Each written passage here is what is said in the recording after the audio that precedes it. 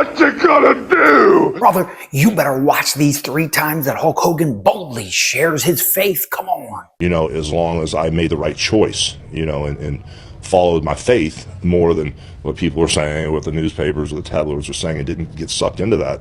None of that stuff was real. The only thing that is really real is the stuff that's going to last forever. You know, your faith and your belief in God, and knowing that, you know, once you're a Christian, you've accepted Christ as your Savior. You know, you're not going to perish, but you're going to have everlasting life. That belief in itself and that faith is what's pretty much the only thing that's real to me, you know. Were you always religious, or when did you start becoming religious?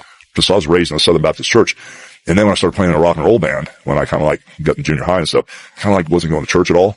Buddies of mine who became ministers, they asked me to come to Hank Lindstrom's youth ranch because all the kids were there. It was like a Bible study thing, and they would all sing. They didn't have anybody to play guitar, so they knew I played guitar. And then this minister, Hank Lindstrom, hit me hard with the John 3:16. You know, God so loved the world, he gave his only begotten Son, that whoever believe, you know, he gave his Son will not perish but have everlasting life. And I accepted Christ as my Savior when I was 14. But then I derailed. And then as the years went by, you know, I started seeing how things went. And it's got me to the point now where I'm locked back in. I'm locked and loaded, you know, after all the life experiences and, you know, seeing how people live and what money does to people, you know, and it's just that relationship I have, not so much with religion, but with my Lord and Savior is what I function on. Yeah. If people really lived like Christians, it'd be probably a better place for most folks, you know? I agree. When you go to church now, is it chaos? Does everybody try to get selfies? Like, what's that like? No, man, it's really cool. I go to Indian Rocks Christian Church with Sky. Sky's my girl. You shouldn't probably tell people where you go to church because they're going to go to church with the Hulkster. No.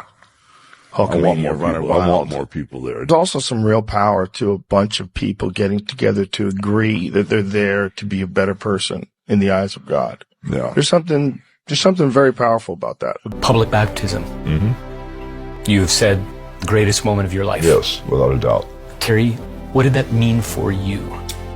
It broke down that 4th or 5th wall to tell people the truth about my Lord and Savior, how, you know, you should look at things or how you should care for people and not judge people. And it set me free. It wasn't that perfect vessel that I should be or should have been.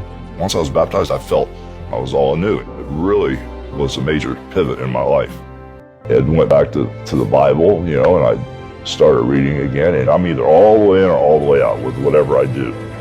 So if you're with me, there's no guesswork. If I'm with my Lord and Savior, I'm all the way in.